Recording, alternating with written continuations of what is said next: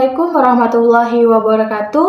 Perkenalkan, nama saya Anis Alfian Fitriani MPD. Saya adalah dosen program studi pendidikan guru sekolah dasar Fakultas Pendidikan Bahasa Sosial dan Olahraga Universitas Pendidikan Muhammadiyah Unimuda Sorong. Saya bergabung di Unimuda Sorong sejak tahun 2021 dan saya diamanahi untuk mengampu mata kuliah sesuai dengan bidang keahlian saya. Pada program studi pendidikan guru sekolah dasar, saya diamanahi untuk mengampu beberapa mata kuliah, di antaranya konsep dasar IPA di SD, praktikum IPA di SD, dan juga desain pembuatan alat peraga IPA di SD.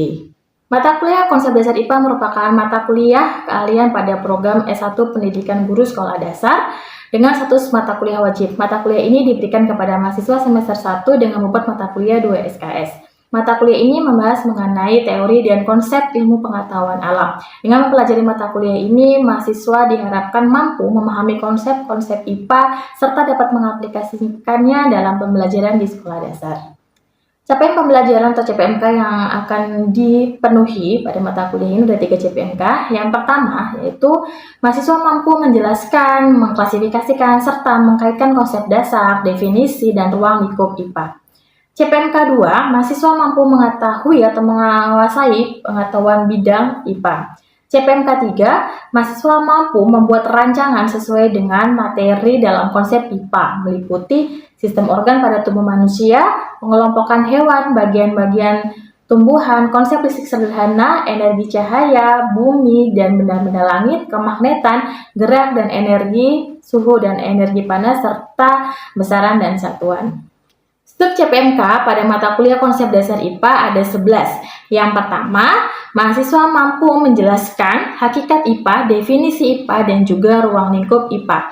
Sub CPMK 2, mahasiswa mampu mengklasifikasikan bidang ilmu pengetahuan alam. Sub CPMK 3, mahasiswa mampu menjelaskan, menguraikan sistem organ pada tubuh manusia.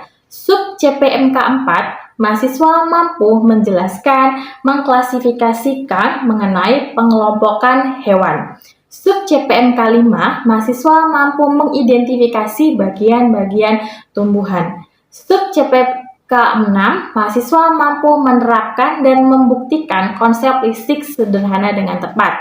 Sub CPMK 7, mahasiswa mampu menjelaskan dan membuktikan energi cahaya dengan benar. Sub CPMK 8, mahasiswa mampu mengidentifikasi dan mempresentasikan bagian bumi dan benda-benda langit. Sub CPMK 9, mahasiswa mampu menerapkan konsep kemagnetan dalam kehidupan sehari-hari. Sedangkan pustaka yang digunakan pada perkuliahan ini yaitu menggunakan buku Campbell, Ensiklopedia Organ Tubuh pada Manusia, portal Rumah Belajar, buku Sains Dasar dari Zikri Nur, dan juga buku dari Surjani Wonoraharjo. Mata kuliah ini diampu dengan 16 kali pertemuan, terdapat UTS di pertemuan 8 dan juga UAS di pertemuan 16. Adapun metode yang saya gunakan yaitu Delivery, Interaction, dan Assessment. Kemudian untuk sistem penilaian pada mata kuliah ini terdiri dari 15% kehadiran, 15% tugas, 30% ujian tengah semester, dan 40% ujian akhir semester. Untuk lebih jelasnya, marilah kita simak cuplikan video pembelajaran pada mata kuliah konsep dasar IPA di SD pada materi sistem organ pada tubuh manusia. Assalamualaikum warahmatullahi wabarakatuh.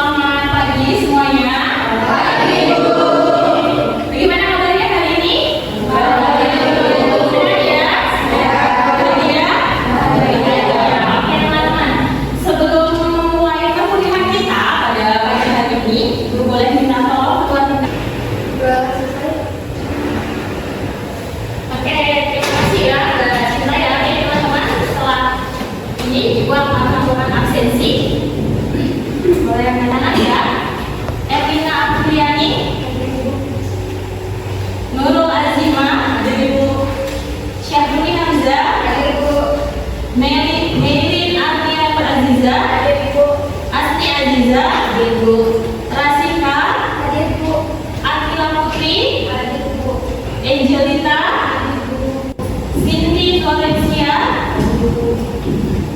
DJ Tuan Asep. Hanafi Taufik. Hadir Bu. Iki Angga. Hadir Bu. Muhammad Rizkiau. Hadir Bu. Oke, hadir. Ibu mau tanya, minggu lalu kan kita sudah belajar mengenai sistem rangka pada manusia, kemudian sistem otot pada manusia. Ini adalah gambar-gambar dari sistem organ. Oke, ini kira-kira pada sistem organ apa ini? Yang di bawah sini? Ojok? Yang kalau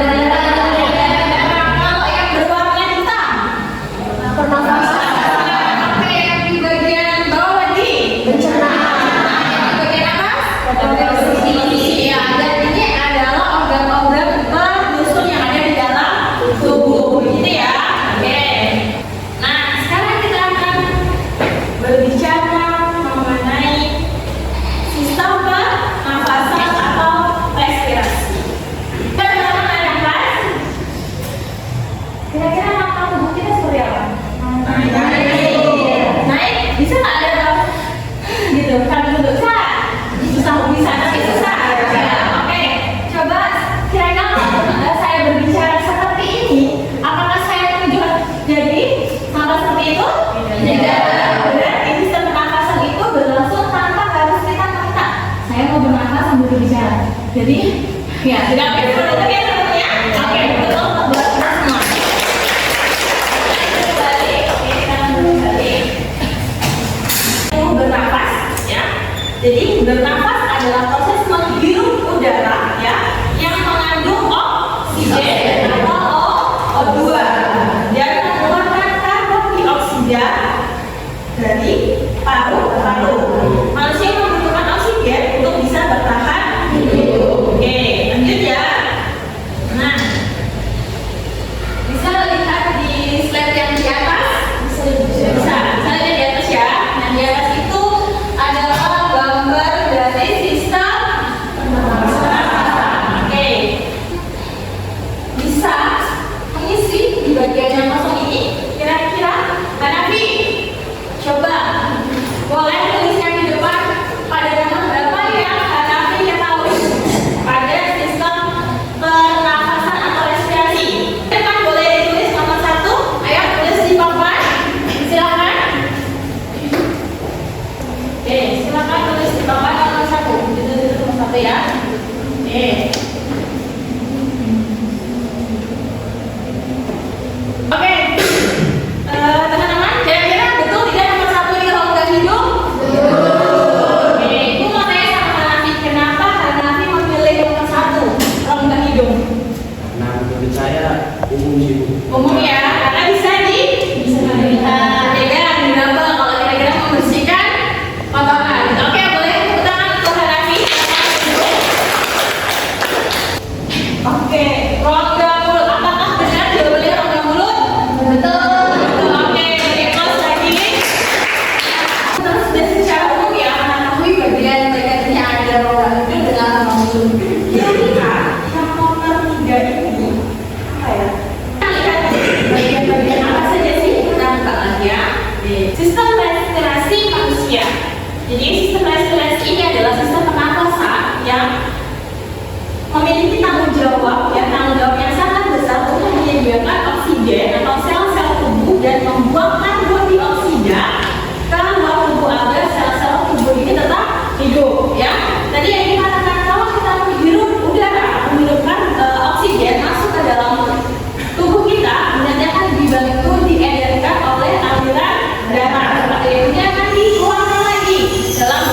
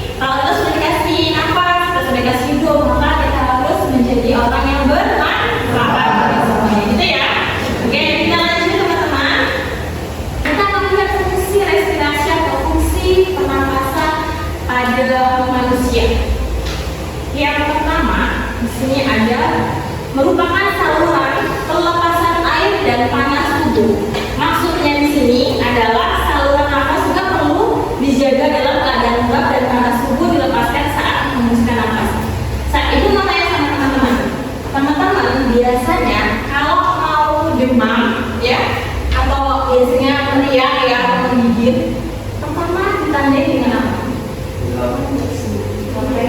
Capek, panas, tubuhnya panas. Apa yang dirasakan di bagian rongga ini? Panas, ya. Itu adalah salah satu pendeteksi tubuh bahwa sebenarnya sistem kekebalan tubuh kita sedang tidak baik saja atau sedang menurun. Karena salah satu fungsi dari sistem nafas itu adalah untuk mengukur bagaimana sih imunitas tubuh yang ada di dalam tubuh kita. Apakah manusia ini normal dalam arti dia sehat ataukah imunnya sedang terserang? Begitu ya teman-teman ya. Yang kemudian yang kedua, menjaga keseimbangan asam basa. Yang ketiga, merupakan sistem yang membuat manusia dapat berbicara, bernyanyi dan mengeluarkan suara lain. Ya, nah, kira-kira kalau misalnya teman-teman sedang flu, suaranya seperti apa? Bindeng ya, atau dia sedikit tidak jelas, sungal ya.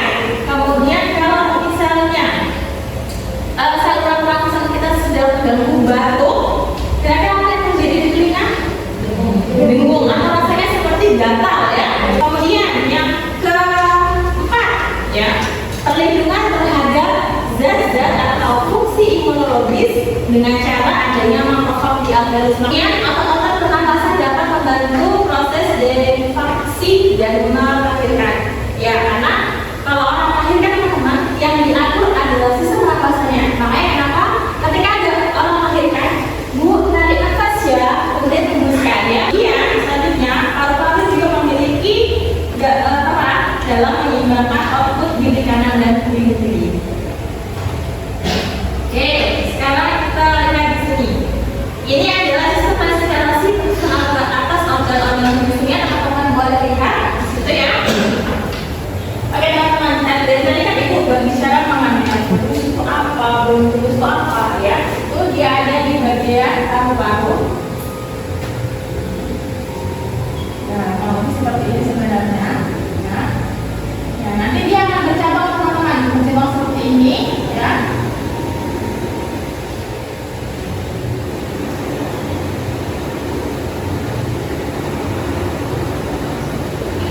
Nanti teman-teman boleh menggambar yang lebih baik ya, yang lebih bagus. Ya. Jadi kalau dilihat sepintas ini seperti anggur, ya. Tetapi sebenarnya bentuknya bukan seperti anggur. Dia adalah salah satu bentuk sel yang berongga. Fungsinya apa? Untuk jalurnya pertukaran ya, pertukaran gas antara oksigen dengan karbon dioksida. Gitu ya, paham ya teman-teman ya. Jadi kalau dulu konotasinya adalah alveolus itu bentuknya seperti anggur, dirubah ya. Bentuknya bukan seperti anggur karena dia memiliki rongga seperti itu. Ada proses respirasi, ada aktivitas yang perlu dilakukan menjadi 4 jenis. Yang pertama ada ventilasi paru-paru, yang kedua respirasi eksternal, kemudian yang ketiga transport gas pernafasan, yang keempat respirasi internal. Teman-teman boleh lihat di sebelah sana. Ini ada ventilasi, fungsinya untuk apa? Keluar masuknya udara. Bayangkan kalau di dalam ruangan ini tidak ada ventilasi, kemudian tertutup rapat, apa yang akan terjadi? Pengap atau kekurangan oksigen atau hipovolemia. Nah, ini yang disebut dengan bernapas di dalam hidung. Nah, ini disebut dengan bernapas ya. Kan teman-teman nggak tahu nih. Ini ya, saya menghirup oksigen ya. Tidak mungkin teman-teman mau menghitung seperti itu kan? Ya, jadi itu langsung berjalan sesuai dengan kodratnya. Oke. Yang kedua, misalnya ada respirasi eksternal. Segala proses yang terlibat dalam pergerakan oksigen dari atmosfer ke alveolus, kemudian berdifusi ke kapiler darah sebagai pertukaran karbon dioksida yang dihasilkan di jaringan berdiskusi dari kapiler ke alveolus untuk dilepaskan ke atmosfer. Maksudnya di sini ketika kita menghirup udara ya, yang kita hirup itu adalah oksigen, kemudian nanti akan terjadi pertukaran di alveolus dibantu oleh sistem peredaran darah untuk dikeluarkan keluar ya, itu seperti itu. Kemudian selanjutnya ada transport gas pernafasan. Nah, transport gas pernafasan ini ini ya, oksigen dan karbon dioksida dibawa dari dan ke paru-paru ya. Jadi dia dibawa ke paru-paru, kemudian terjadi sirkulasi ya, kemudian diedarkan melalui aliran darah dalam sistem kardiovaskuler meliputi sirkulasi pulmoner dan sistem pulmoner ini adalah bagian paru-paru. Sampai sini yang mau bertanya sebelum ibu lanjut? Belum? Oke, lanjut ya. Respirasi internal. Respirasi internal ini yaitu proses sel-sel tubuh menggunakan oksigen dalam proses metabolisme untuk menghasilkan. Kita lanjut di bagian organ-organ menyusun sistem respirasi dan fungsinya. Yang pertamanya ada gambar apa? Hidung. Coba dipegang hidungnya. Oke, ya, jadi ada perkulangannya ya teman-teman ya. Oke, kita lanjut. Nah, dan juga boleh lihat di sini, hidung adalah sistem salah satu organisme pernapasan yang tampak dari luar, yang bisa kita pegang. Nah, hidung adalah organ yang pertama kali dilewati udara saat menarik nafas. Coba ada nafasnya lagi. Hembuskan. Jangan ditahan ya, nanti bisa pingsan. Oke, kemudian yaitu melalui rongga hidung atau lubang hidung. Ada lubangnya? Biasanya jarinya suka masuk. Bisa. Bisa. Kenapa biasanya jarinya masuk? Bibir ya. Siapa yang di sini kadang-kadang suka nggak sadar bersikap betul di tempat umum? Saya. Oke, kita lanjut ke sistem organ yang kedua. Sistem penyusun organ yang kedua yaitu ada faring. Faring adalah jalur aliran udara yang terdiri dari otot yang panjangnya mencapai 13 cm ya. 13 cm panjangnya. Kira-kira ini berapa cm? Video ini 10, oh 5, kalau 5 7. Ya 7, berarti lebih panjang ya teman-teman ya. Nah, biasanya kalau terjadi peradangan apa yang dirasakan oleh tubuh? Panas, demam kan? Nah, itu adalah salah satu fungsi dari orofaring. Laringofaring berperan penting dalam proses menelan memastikan makanan masuk ke esofagus, udara masuk ke laring. Nah, biasanya siapa yang kalau makan suka berbicara? Saya. Siapa dulu nih? Pernah nggak tersedak? Pernah tersedak? Pernah nggak makanan itu tersedak kemudian dia keluar lewat hidung? Nasinya pernah. Rasanya gimana? Panas, pedes ya. Itu tadi karena dari sini lah. Laringofaring makanya kenapa manusia itu tidak boleh makan sambil berbicara supaya nih laringofaring itu tidak bingung. Saya bingung dulu kan yang mana? Yang makan dulu kah atau yang berbicara dulu kah ya? Karena dia ada katupnya di dalam sini ya. Dia yang laringofaring ini yang mengatur. Oh ini makanan nih, saya harus tarikkan dia ke esofagus yang nanti akan dibawa ke lambung. Trakea terdiri dari otot trachealis yang menempel pada otot esofagus. Ya, teman-teman boleh lihat yang di bagian atas di situ. Ya, panjang itu ada trakea. Ya, kemudian ya di sini yang di otot ini dapat disedia jika tubuh menerima makanan dalam jumlah yang besar dan esofagus memegang. Teman-teman pernah nggak ketika lagi makan diburu-buru, lalu teman-teman masukkan makanan semua, teman-teman memaksa untuk menelannya, pernah?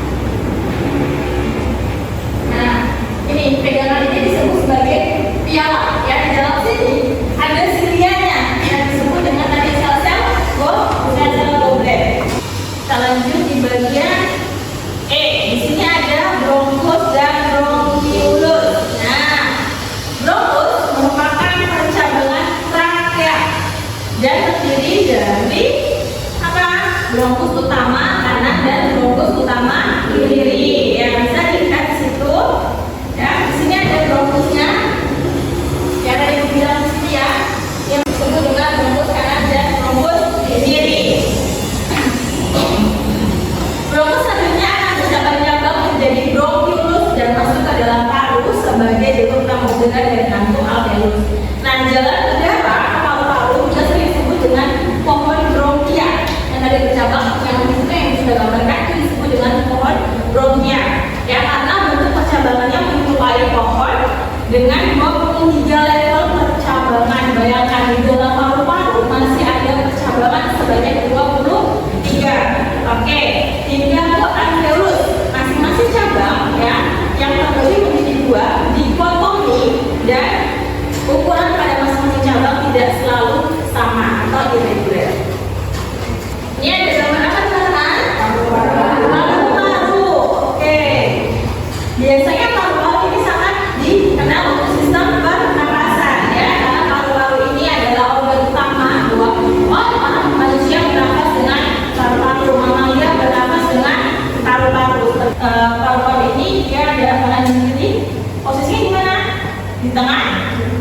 Apakah teman-teman bisa meraba paru-parunya?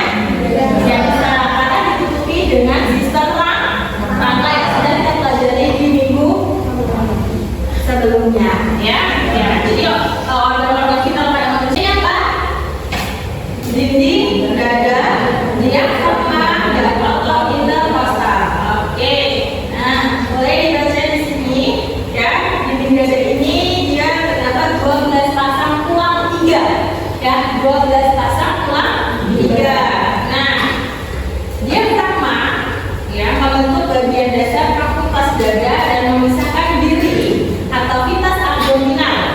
Pada kondisi sehat, diafragma akan membentuk lengkungan atau dome shape dan saat berkontraksi saat menarik nafas akan cenderung lebih datar. Yang tadi ibu sudah minta untuk memperagakan ketika bernafas. Sampai di sini, apakah ada pertanyaan? Oke, langsung ada pertanyaan yang luar biasa. Pertanyaan dari Mbak Elina.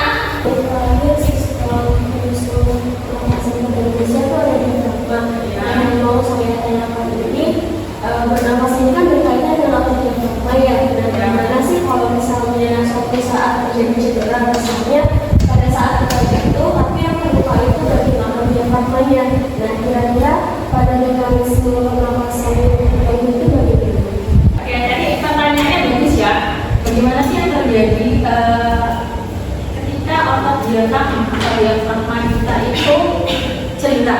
Ya, yang pertama otot diafragma itu kan terjadi ada di bagian ini juga kan maksudnya ini. Di bagian sini teman-teman, ini disebut dengan otot diafragma. Ya, kalau misalnya otot diafragma ini dia terkena cedera antara bagian dada dan bagian perutnya, maka ini akan mempengaruhi sistem pernapasan. Karena apa? Karena diafragma ini salah satu bagian dari sistem pernapasan perut. Ya, jadi pernapasan itu tidak hanya dari dada, ya, tapi juga dari perut. Ya, nah jadi kalau misalnya cedera, misalnya jatuh, kemudian tiba-tiba sesak, ya, itu berarti otot perutnya diafragmanya terkena. Nah, kalau sudah seperti ini biasanya akan mempengaruhi ke sistem pernapasan, bisa mengakibatkan kefatalan. Yang pertama itu dia bisa jadi terkena hipoksia. Hipoksia itu artinya kekurangan oksigen. Kalau nanti seperti itu ya, nah itu bisa mengakibatkan paru-paru kita memompa lebih cepat dan itu bisa mengakibatkan kanker. Oke, bisa diterima, Irina? Oke, ada lagi yang ingin bertanya? Oke, Angel. Ibu, misalnya kenapa kalau kita tiba-tiba lari terus larinya kencang, napas kita jadi lebih cepat atau ngos-ngosan gitu? Oke, pernah ada yang lari tiba-tiba lari misalnya jalan anjing nih, atau kayak tadi misalnya naik turun tangga nih, terus tiba-tiba ngos-ngosan. Oke, belum ibu menjawab pertanyaan dari ibu tanya, ada yang bisa menjawab? Kok tiba-tiba? Gimana Mbak Rasida? Kayaknya mau menjawab nih, gimana? Mungkin kan pernapasannya kayak nggak teratur gitu Bu, jadi kayak ngos-ngosan. Karena tidak teratur napasannya. Oke, ada lagi? Ricky, gimana?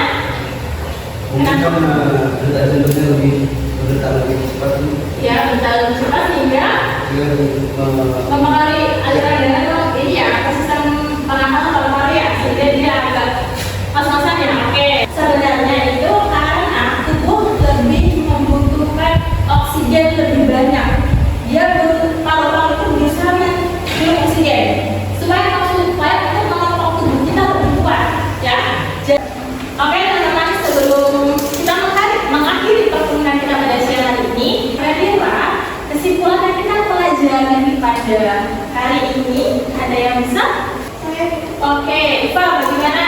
Jadi kita tadi membahas tentang sistem respirasi atau sistem pernapasan. Dimana pengertian ini adalah sistem tubuh yang bertanggung jawab untuk menyediakan oksigen, salah satu tubuh dan lubang berbagai oksigen. Oke, jadi untuk ini ya sistem pernapasan menarik oksigen dan mengeluarkan karbon dioksida yang dimana fungsinya membantu manusia untuk bernapas dan bertahan hidup, gitu ya. Oke, yang kedua siapa lagi? Oke, DJ, boleh. Gimana? Semuanya adalah proses pernapasan meliputi ventilasi, paru-paru, respirasi eksternal, transverdas, pernapasan dan respirasi internal. Oke, tepuk tangan untuk kita semua. Itu langsung ya. Jadi sistem pernapasan manusia ini, ya, kenapa kita memerlukan bernapas? Kenapa kita harus bernapas? Karena bernapas itu adalah salah satu cara untuk manusia bertahan hidup dengan menarik atau menghirup oksigen dan mengeluarkan karbon dioksida. Nah, saluran untuk sistem pernapasan ini yang pertama ada hidung. Setelah hidung masuk ke mana? Laring. Kemudian masuk ke laring, lalu trakea, paru-paru. Sebelum menutup perkuliahan kita pada hari ini, ya, akan mengirim materi yang akan kita bahas di pertemuan selanjutnya, ya, mengenai konsep listrik sederhana. Nanti jadi sehingga pertemuan selanjutnya, ya, sebelum mulai teman-teman sudah paham dulu apa itu konsep listrik sederhana, bagaimana cara listrik itu bekerja, di dalam listrik itu ada apa saja, begitu ya teman-teman ya? Bisa? Oke, kalau begitu Ibu ucapkan terima kasih Ibu menutup perkuliahan pada siang hari ini, ya. Selamat beristirahat, pulang ke rumah di jalan hati-hati, ya, tidak usah ngebut-ngebut bawa motornya atau bawa kendaraan yang gitu ya. Ibu akhiri pertemuan kita pada siang hari ini, tapi sebelum Ibu tutup, Ibu minta satu orang selain kita untuk maju ke depan memimpin doa. Boleh? Oke, Raul boleh ke depan. Baik, mari teman-teman sebelum kita pulang, mari kita berdoa sesuai agama dan keyakinan kita masing-masing. Berdoa mulai. Berdoa selesai. Itu saja perkuliahan kita pada siang hari ini. Terima kasih atas waktunya, terima kasih sudah memperhatikan. Semoga ilmu yang Ibu sampaikan ini dapat bermanfaat buat teman-teman semua. Ditutup. Wassalamualaikum warahmatullahi wabarakatuh dan selamat siang.